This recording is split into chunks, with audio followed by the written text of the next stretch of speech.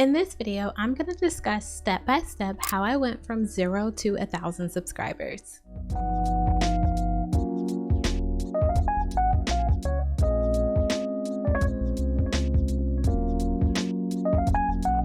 Hey, what's up YouTube? It's Natasha with Subscribers to Clients. This is my channel where I talk about all things business, finance, and personal growth. If you're a small or aspiring YouTuber, then I've actually created this channel as a second channel so that I can provide guidance in regards to my own journey and how that can ultimately help you to be successful. So when it came to me actually starting my YouTube channel in early 2022, it was for my original channel, which was The Business Recruiter. And I'll go ahead and actually link that down below. That way you can go ahead and take a look. The Business Recruiter was created because I had started a recruiting agency and wanted to make sure that I was putting myself in a position to put more information out there in regards to those individuals who were interested in that niche. Now I say that because ultimately you can do this with any niche. YouTube is so broad in terms of the topics that are out there.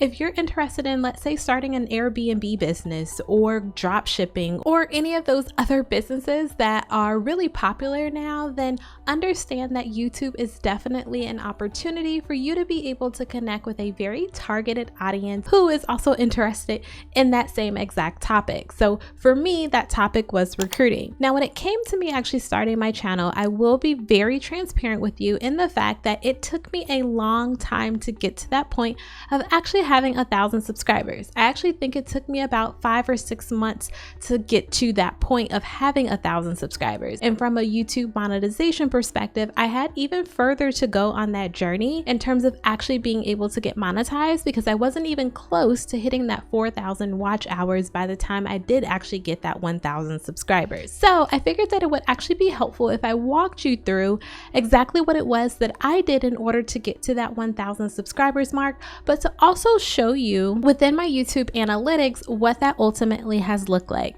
So let's take a couple seconds and let me get set up. So as you can see, we are in my YouTube studio dashboard, but we're going to go ahead and actually dive into the analytics here. So I'm going to go ahead and click analytics, and then I'm going to actually go ahead and click see more. And this has actually brought up a different page, and I don't want this to be focused on content, at least right now. I want this to actually be focused on subscribers. And you can also see that it's only showing information for the last 28 days. So I actually want you to have a view of the lifetime. So meaning from the point that I actually started this channel up until today. And then I actually want you to have a monthly view, just because I feel like it's a lot easier to digest the information from there. Okay, so now that we're all set up in YouTube Analytics, you are currently taking a look at a line graph that provides information in regards to my subscriber count and how it has ultimately fluctuated since I've started my channel. So as you can see, as we go through the graph, it's showing you exactly how many subscribers I was able to get and at what point. So this is actually March of 2022, and it looks like I was able to obtain 34 subscribers. We're gonna keep pushing to April of 2022, and it looks like based on 2 different videos, I was able to get 44 and then 13 subscribers. May took a little bit of a dip, but I also was able to get some subscribers. And then as you continue with June, going into July, you can see that I was able to get quite a few subscribers. The other thing that I will say that is actually cool about this graph is that it's actually showing you the videos that were driving my subscriber count. So it's actually only 5 videos that I put out of the hundreds that I now have on my CBR channel that ultimately drove a huge portion of the current subscribers that I have.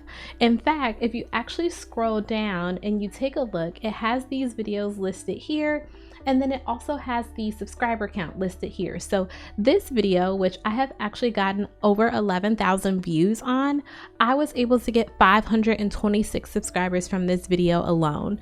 And then as you take a look at the other videos that are listed here, my second most viewed video, which has over 7,800 views, I was able to get 353 subscribers from this video.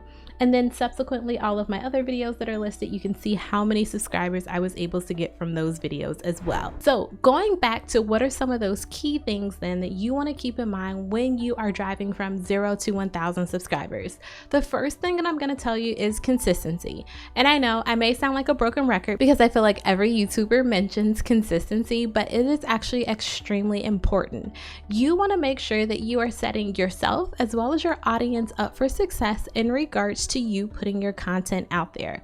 Think about it this way. Have you ever been on YouTube and you search for something and you found this really awesome person who put out really great information, and you went to their channel to see if they had any more videos in regards to the information that you were searching for, and come to find out they didn't?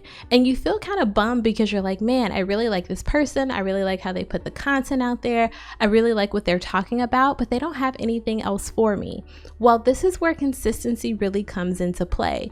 Would you want someone from your target audience to feel this way? You wouldn't. So you want to make sure that you're realistic with yourself as well as your audience about what you're capable of. When I first started my YouTube journey, I was putting out 3 videos a week, and that was 3 videos a week consistently 4 months. It was a lot of work, but at the same time, I was also very driven in regards to wanting to hit a particular goal, which was to drive for YouTube monetization. So for you, if you're thinking like, oh my gosh, 3 videos a week is a lot, why don't you start with 1 video a week? Or why don't you start with 2 videos a week? You can always flex up once you get to a point where you actually can invest more time into your channel. And if you ever get to a point where you're feeling a little bit burnt out, then you can always flex down. Again, you just want to be consistent for a longer period of time in regards to how you're putting your videos out there and how many times you're putting your videos out there. The next thing that you want to do is research the topic and or niche that it is that you are looking to put your videos out there for or about. You want to make sure that your content is actually aligned with information that your audience wants. And this is really where research can come into play. You can take a look at other YouTubers out there and really get an idea to what it is that they're talking about. That doesn't mean that you have to copy exactly what it is that they are putting out there, but ultimately, you can think about what would be your way of putting that information out there. What would be the unique information that you would provide, especially in those moments where maybe you're having a bit of a brain freeze and not quite sure of the content that you do want to put out there. Doing research can definitely help in this regard. It can also help in terms of letting you know exactly what individuals want to hear about or what it is that they want information on. Again, you want to think about your target audience in regards to all of the information that you put out there from a YouTube perspective. And if the content or information that you're talking about isn't actually aligned with, let's say, anything that is pressing within that particular topic or niche, you may not actually be able to gain the engagement of your target audience. So research is definitely critical. Now, if you're enjoying this video so far, then be sure to go down below and hit that subscribe button as well as that bell so that you can get notified of all of my videos that do drop weekly. Okay, next, you want to think about the YouTube algorithm. And I know that the YouTube algorithm is something that is talked about a lot and there's a lot of videos out there, but it really is important that you understand how the algorithm works. Ultimately, this is driven by click-through rates and driving organic traffic. Click-through rates are associated with how many times an individual sees your video and then actually clicks on your video. And this is where having an engaging thumbnail really comes into play. You want to leverage colors, you want to leverage pictures, you want to leverage wording, like you want to leverage whatever it is that you can in order to get someone's eye caught on your video and ultimately allow them to click on your video and then review that content. The higher your click-through rate, the higher it is that you're going to get more organic traffic that's driven to your channel through the YouTube algorithm. And that organic traffic can ultimately lead to more subscribers, more watch hours, and ultimately getting you to the point of actually being able to get monetized on YouTube. Now, the other piece of that is that you want to make sure that your content is actually engaging. So we talked about why it's important that you actually research, but what about when you actually go to put your content together? You want to make sure that you're able to hook your audience within that first like 10 to 15 seconds of your video. They are looking for the reason as to why it is that you've created this video and ultimately what value you can provide them.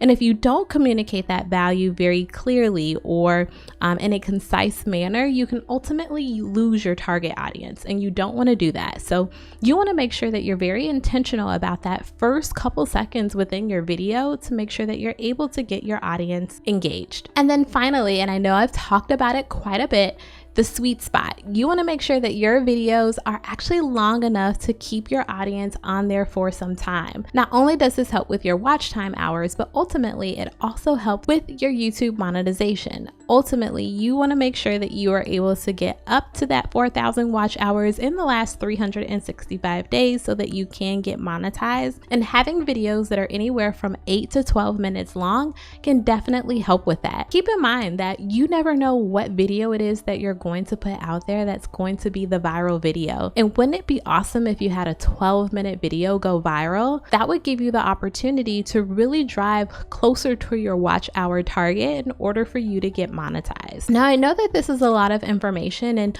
ultimately, there's a lot of different things that you can do in regards to getting to that first 1,000 subscribers. Understand that it can definitely be a long process. It can also be painful in a way, but it also can be fun. And this is where your creativity can really come into play in terms of your content and ultimately guiding towards the reason as to why you started your YouTube channel in the first place. Well, I hope that you found this video to be helpful. If you did, then be sure to give me a thumbs up, as well as if you're a small or aspiring YouTuber who's out there and you want to actually think about starting your own YouTube channel and ultimately monetizing it to the point where you're able to hit 6 figures, then I have the resource for you.